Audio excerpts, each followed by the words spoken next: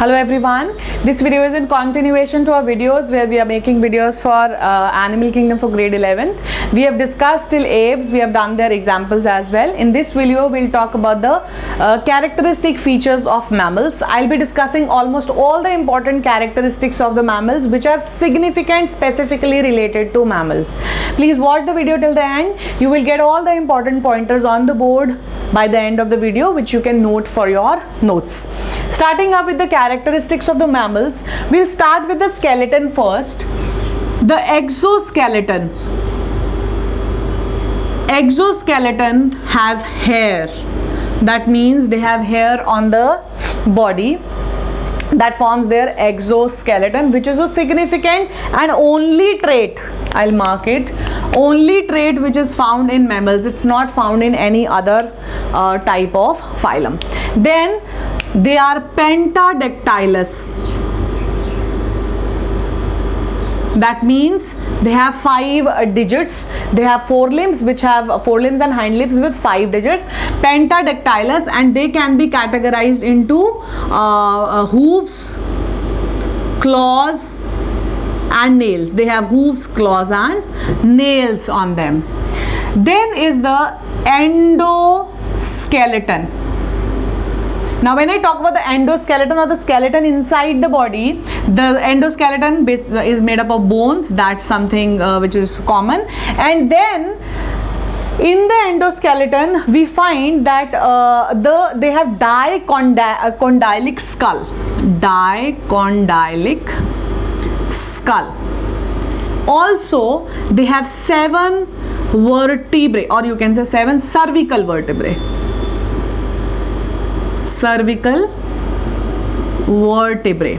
Now these 7 cervical vertebrae, that's a fixed number, does not change. I am going to mark this also. It is only specific to mammals that they have 7 cervical vertebrae. In a small organism, small mammal like a rat to a large mammal like giraffe, all have 7 vertebrae, but the size of vertebrae can be different. In giraffes the size of the vertebrae would be long, but yes, there will be 7 only. In rat it will reduce to a small size, but it will remain 7. So this is a significant trait of mammals that they have 7 cervical vertebrae. Fine. Then in the endoskeleton, next is that they have, okay, we have discussed the skull and the cervical. Then the next system which we are going to discuss is their digestive system. Digestive system. These are all the traits which we generally have because we are talking about mammals here. So in digestive system they have different type of teeth. Now the teeth can be heterodonts. The teeth are heterodont, thecodont and polyphylodont. I'll write it here. Polyphylodont. So these are the characteristic features of the teeth. The teeth are of different shapes, heterodont, thecodont, embedded in the sockets. That's also a feature which is studied in crocodiles because it resembles the teeth arrangement of the mammals. That means have thecodont teeth. Then the digestive system, I'll write DS, is very well developed. Very well developed.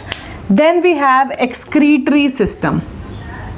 Excretory system, they are urotelic. They are urotelic, excrete out urea. Then we know they are aminotelic, uricotelic and urotelic. They are urotelic. It excretes out urea, which is less toxic waste. They have metanephric kidneys. They have metanephric kidneys. So this was about their excretory system. The next system which we are going to talk about is the nervous system. Nervous system. Now again the same thing which we have discussed previously also, that there are 12 pair of cranial nerves, very well developed. Sense organs are there, ear, eyes are very well developed, but eyes have a specific feature that they have 4 optic lobes in the brain. They have 4 optic lobes for a best vision. So that's also a trait only specifically present in the mammals. I'm marking the traits which are only present in mammals with red. 4 optic lobes are present, and also they have a, I'll write it with blue, they have a corpus callosum. Corpus callosum, which divides, or you can say joins, sorry, joins two cerebral hemispheres.